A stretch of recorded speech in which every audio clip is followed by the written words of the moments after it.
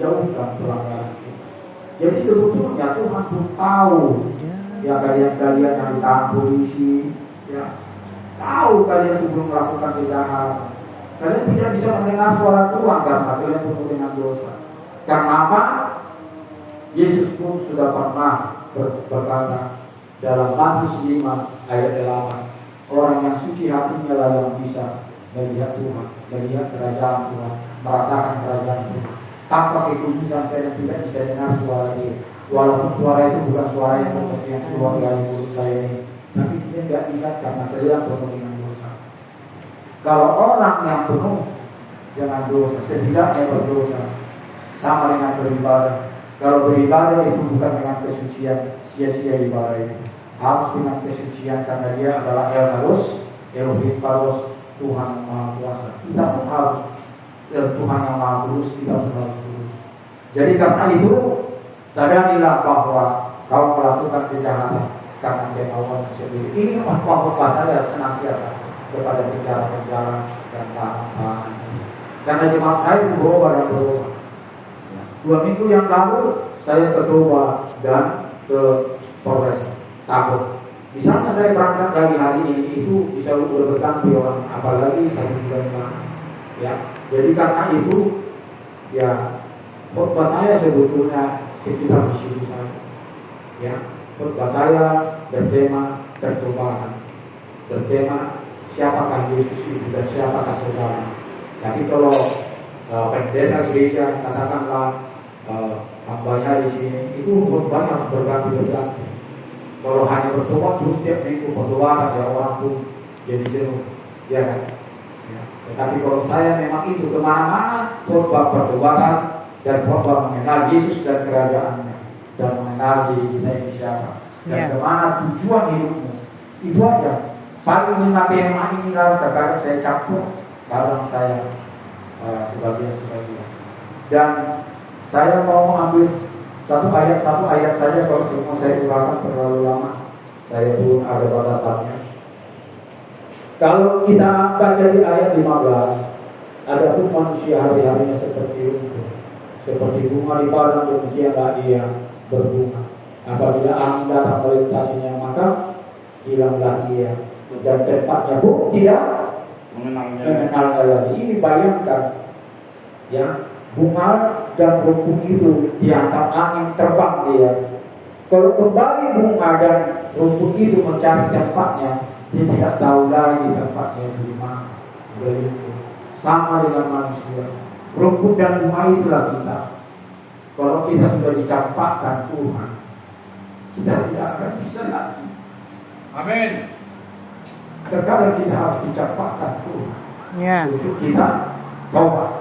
Betul. Selama kita dicampakkan Tuhan, selama kita menjadi terasing, kita tidak akan bisa pulang kecuali Tuhan menuntunnya itu. Maka itu apa dikatakan? Dia menuntun aku ke jalan yang benar oleh karena namanya. Sekalipun aku berjalan dalam lembah kegelapan, aku tidak takut bahaya. Jadi Tuhan, hanya Tuhan lah yang menuntun kebenaran agar kita bisa menemukan jalan kita semua. Banyak orang sesat oleh karena memang Tuhan yang menceraikan manusia itu oleh karena bolak-balik dipanggil, bolak-balik seperti ada di dalam Matius, induk ayam mengumpulkan induk-induknya. Anak-anak yang tidak mau mendengar induknya akan hilang dan mati. Aku juga mengumpulkan kalian seperti induk ayam mengumpulkan anak-anak. Karena itu dengarlah suara aku, dengarlah dan lakukanlah apa yang aku mau. Itu kata firman Tuhan. Terkadang kita maunya kita. Dalam segala upaya, segala rencana, segala perbuatan, kita tidak pernah sadar bahwa kalau hanya keinginan dan kebolehan kita, semuanya akan sia-sia. Harus keinginan dan campur tangan Tuhan, barulah keinginan yang benar itu bisa sukses dan berjalan. Kita sering mendengar bahwa firman mengatakan Tuhan turut serta mendatangkan kebaikan. Dia turut bekerja tanpa kita minta. Apapun rencana-rencana jemaatnya di sini, gereja di sini untuk kemuliaan Dia, tanpa kita minta, percaya. Dia ikut campur. Dia tidak akan membiarkan kita begitu sulit untuk pelayanan. Dan termasuk saya, sekalipun terkadang syarat terjepit saya kambuh, saya tidak peduli. Saya tetap berjalan, justru naik sepeda motor lah, itu menjadi sembuh. Itu bapak udah saya sering mengatakan, kenapa tidak mau beli mobil? Aku tahu uang mobil mewah 1 M pun bisa berbeli. Iya betul, ada manfaat. Tapi saya nanti akan berubah. Saya akan sombong. Iya. Tahu itu? Kasih orang 4 bili, sering dikatakan. Kapan kau beli mobil itu? Yang 1 M sanggup kau. Jadi 1 M saya sanggup. Tapi saya memakai sepeda motor yang tahun lama lagi tidak berubah. Kenapa? Saya sudah di rumah. Amin. Kalau Tuhan sudah merubah saya tinggalkan dunia ini dengan kemewahan. Ya, coba salah satu dulu baca 1 Petrus 4 ayat 2. Ya, saya tahu memang di sini. Ya, 1 Petrus 4 ayat 2. Itulah makanya saya sudah tinggalkan kemewahan. Ya, lanjut Pak. Supaya waktu yang sisa jangan kamu pergunakan menurut keinginan manusia, tetapi menurut kehendak Allah. Amin. Itu. Saya tahu. Cuma ini sepeda motor ini saya ke sampai ke dalam rumah.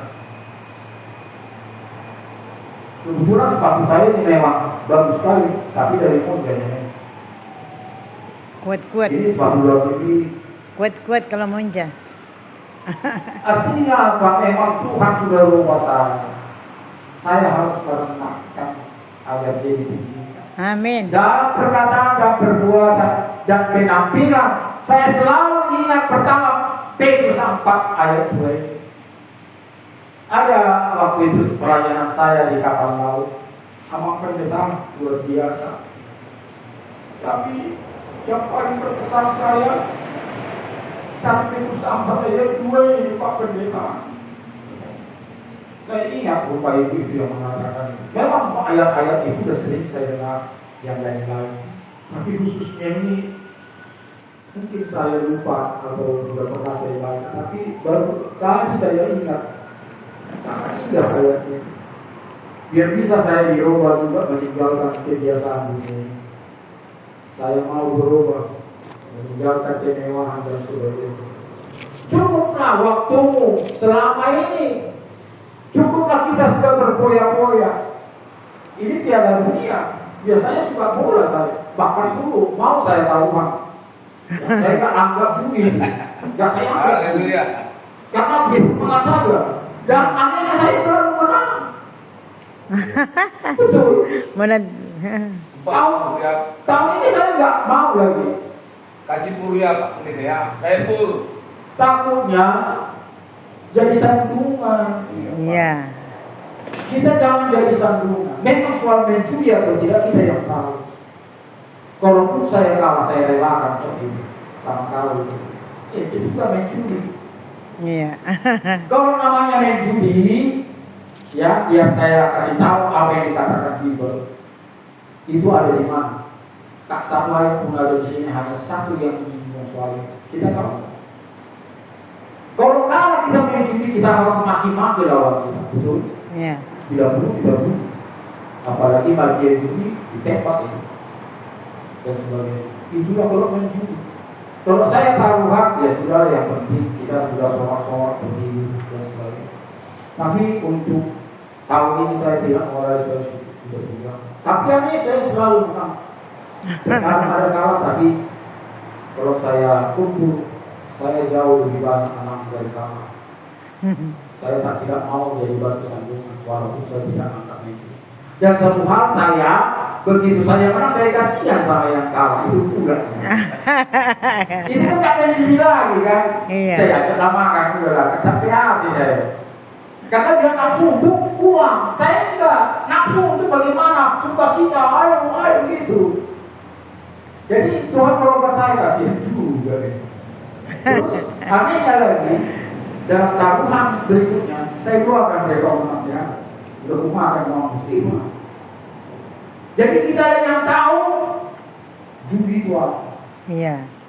Tapi saya anggap itu enggak. Tapi jangan sampai baru satu. Maka itu saya tidak menonton satu pertandingan tuh. Sekarang sudah mau final. Saya tinggalkan aja.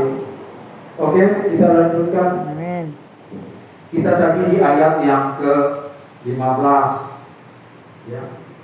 Kalau sudah kita dibebas sama Tuhan, dibuang sama Tuhan, seperti Yohanes 15. Kalau ranting yang sudah dipotong, ada artinya lagi. Ya. Akan dibakar. Jadi kalau kita ranting yang tidak berbuah, kita berdoalah Tuhan, jadilah aku ranting yang berbuah, jangan sampai engkau potong. Kalau engkau sudah potong aku tidak tahu lagi, tak bisa lagi aku kembali ke pohon anggur itu. Mana mungkin ranting yang sudah dipotong bisa kembali ke pohon yang batang? Saya tidak tahu kenapa saya bisa katakan ini. Itulah khotbah yang spontan. Luar biasa Tuhan membuka lidah saya. Khotbah ini untuk saya juga, bukan untuk yang menengah. Amin. Jadi kalau kita sudah melihat dari bunga dan rumput itu dihembus lepas dari tanah, tak tahu lagi mereka kembali di mana dia. Sama dengan ranting saya bilang, kalau sudah dipotong Tuhan, tidak bisa ranting itu kembali ke pokok anggur yang benar. Itu sering saya katakan, janganlah kalian sampai Dipotong. Harus berbuah dan berbuah. Sedangkan yang berbuah saja dibersihkan itu sakit. Ya. Dikikis kan Pak Pendeta? Amin. Dikikis keluar getahnya. Dikikis itu kalau ada benalu-benalu. Banyak kan lah pokok mangga ada di sini. Kalau ada benalu itu pokok itu benalu. Pokok itu menangis itu keluar getah. Jadi kita pun sedangkan berbuah kita dikikis dibersihkan agar semakin berbuah. Amin. Itulah pokok anggur yang benar dari Tuhan semua. Dan kita lanjut.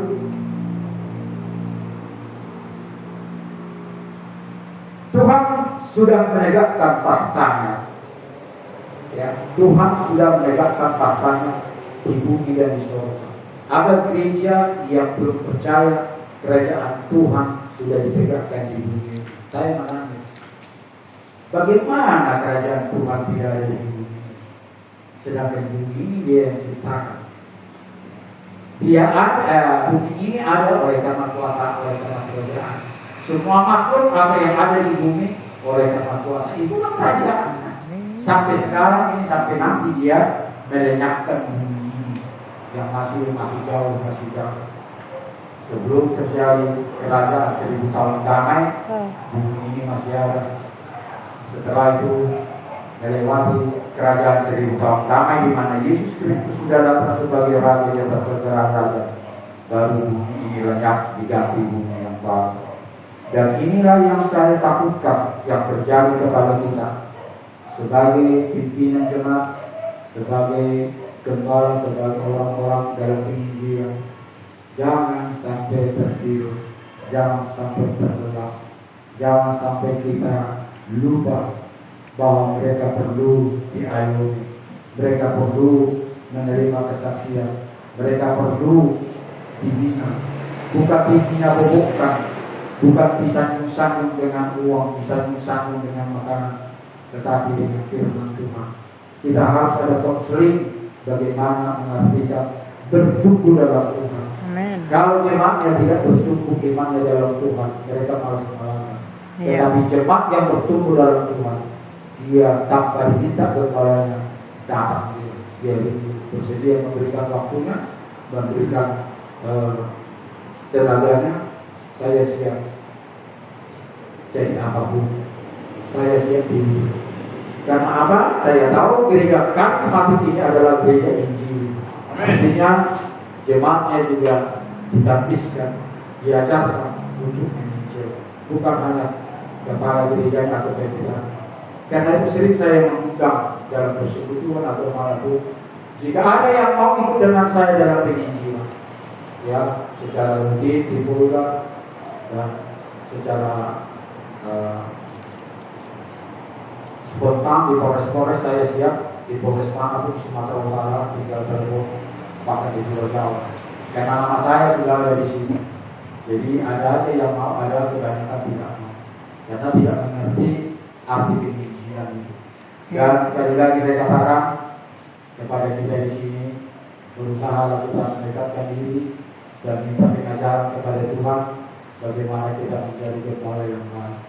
Karena apa yang dikatakan, gembalakan kawangan domba Allah yang ada padamu, jangan keadaan terpaksa atau mencari keuntungan yang sia-sia, dan jangan untuk mencari hormat yang sia-sia. Gembalakan kawangan domba Allah yang ada padamu.